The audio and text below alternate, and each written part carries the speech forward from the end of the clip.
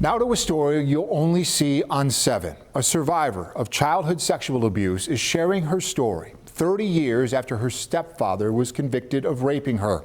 Tonight, Tanya Stebbins is speaking out about Richard Fox because he is the prime suspect in a Buffalo woman's murder. Earlier this month, authorities in Buffalo and Chautauqua County made a sudden arrest in a 3-year-old cold case. Marquita Mall went missing from Buffalo in June of 2021. Her body was one of 2 that were found off a remote trail in the town of Portland 3 months later. Fox is charged with second-degree murder in connection with Mall's death.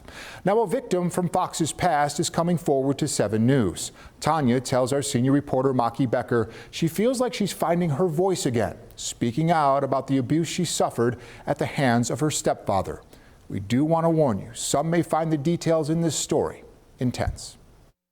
I believe there's a lot more victims out there. Tanya Stebbins says she is one of them. The Chautauqua County woman is speaking out because she says she survived years of abuse by Richard Fox. Abuse she says began when she was just a little girl and he was her stepfather. The scariest part of him was his eyes and his, he had big eyebrows, and that didn't change in all of his pictures. They were always still black. Tanya asked us not to show her face as an adult. She's uncomfortable with the idea of being recognized by strangers. But as a survivor, she wants her story told now that the man she says abused her is charged with another heinous crime, the murder of Marquita Mall of Buffalo.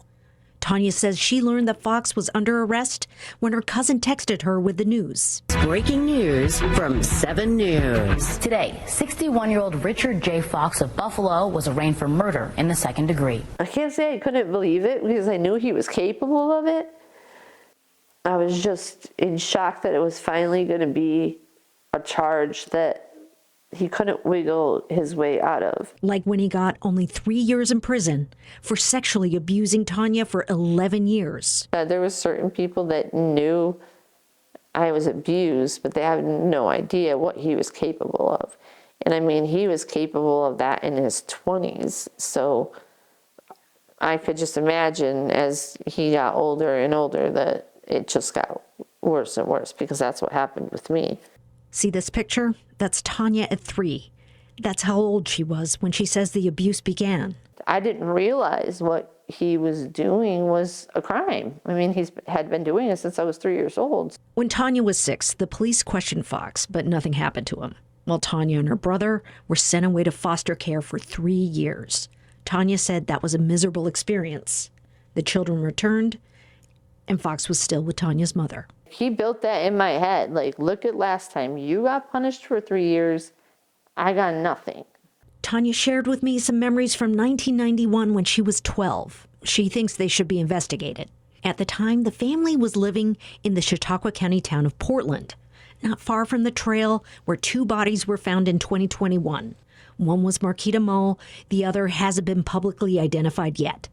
In the middle of the night, Fox woke up the family and said they had to leave right away and moved them into a trailer in Dunkirk. Right when we got to Dunkirk, he said that he had just killed someone and he had no problem doing it again, so I better make sure I keep my mouth shut. It was around that time she says the abuse got much worse. Tanya says Fox would tie her up and choke her. That's the part that I think excited him, is to see that not just the fear, but the control. His thing was control. Tanya says she tried to tell her mother what was happening. She told me I was a liar and she didn't believe me. And I'm like, if your own mother doesn't believe you, then what do you do?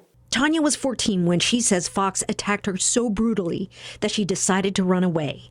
She went to the police and they asked if she had any evidence. I had told them that he had a shed that he kept electrical cords, cut from fans. He had at least 50 of them. The whole shelf was full. And that's what he had used to tie me up. Fox pleaded guilty to third-degree rape and went to prison for 3 years. Now, he was arrested again in March 2005 on 19th Street on the west side of Buffalo. I got a hold of those police reports, and they show Fox was accused of beating, choking, stabbing, and trying to rape his then-girlfriend. This is from the transcript of a detective interviewing Fox from the night of the arrest. The detective asks, "Did you hit her?" Fox answers, "Yeah, more than likely, I'd been drinking. The odds are I probably did. When you're drinking, your mind don't work too well." Richard Fox pleaded guilty in that case, and he ended up spending 13 years behind bars.